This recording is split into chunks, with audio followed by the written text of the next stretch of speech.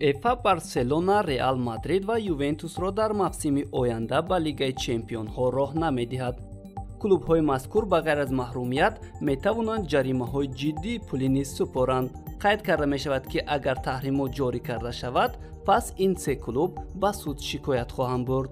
ёдовар мешавем, ки Суперлига бо иштироки 12 даста рӯзи 19 апрел ташкил шуда буд, аммо пас аз 2 рӯз 9 клуб даст кашиданд. танҳо Барселона, Реал ва Ювентус то ҳол эълони хуруҷ аз ин мусобиқаро накардаанд. дирӯз сокини чоркӯҳи шаҳри Исфара аз уҳдаи идораи автомошина набаромада пиёдагардро, ки аз тарафи рост ба тарафи чап мегузашт, пахш намудааст. дар натиҷа пиёдагард бо ҷароҳати вазнини ҷисмонӣ дар ҷои ҳодиса ба ҳалокат расидааст. инчунин ронандаи автомошинаи тамғаи Мерседес Бенз Спринтер, ки дар хатсайри 80 ноҳияи Бобоҷон Ғафуров кор мекард, пиёдагарди сокини ноҳияи мазкурро пахш намудааст. ҷабр дида дар беморхона ба ҳалокат расид. маблағи пасандозҳои шахсони воқеӣ муштариёни Агроинвестбонк ва Тоҷиксодиротбонк бо пули миллӣ то 30 000 сомонӣ ва бо асъори хориҷӣ то 21 000 сомонӣ пурра ҷуброн карда мешавад, хабар додааст дафтари матбуотии Бонки Миллӣ. ин ниҳод гуфтааст, ки маблағи боқимондаи пасандозҳои шахсони воқеӣ дар раванди барҳамдиҳӣ аз ҷониби мудири махсус тибқи тартиби муқарраршуда пардохт хоҳад шуд. Бонки Миллӣ гуфтааст, ки маълумоти иловагиро метавон тавассути телефонҳои 44 632 45 ва 44 635 45 дастрас кард. дар дохили борхалтаи сокини ноҳияи Шуғнон Фаромӯз Аҳмадбеков 50 адад бастаҳои селофанӣ скотпечи моддаҳои ҷигарранги бӯи махсус дошта дарёфт гардид.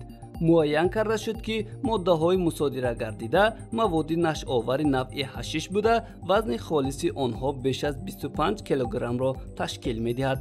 Фаромӯз бо маслиҳати пешакӣ бо шаҳрванди Ҷумҳурии Исломии Афғонистон барои ба даст овардани маблағи муфт бо роҳи қочоқ, хариду фурӯш ва интиқоли маводи нашъадор ба миқдори махсусан калон даст задааст. шумораи зиёди мухлисон имкон доранд, ки дар финали Лигаи Қаҳрамонҳои Аврупо 2020-2021 байни бошгоҳҳои Челси ва Манчестер Сити ширкат варзанд. мақомоти Португалия тасдиқ кард, ки варзишгоҳи Драгау метавонад 16500 тамошобинро ҷо кунад. ба ҳар як дастаи финалист 6000 чипта барои мухлисони худ ҷудо карда шуд.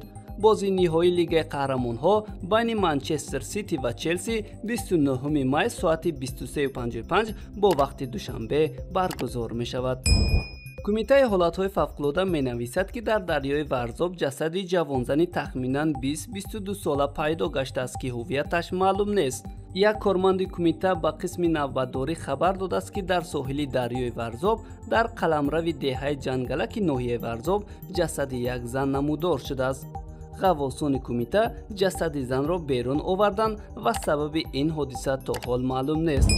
тамошобинони азиз, ин буд чанд хабар барои имрӯз. ба канали мо обуна шавед ва аз хабару ҳаводиси рӯз огоҳ бошед.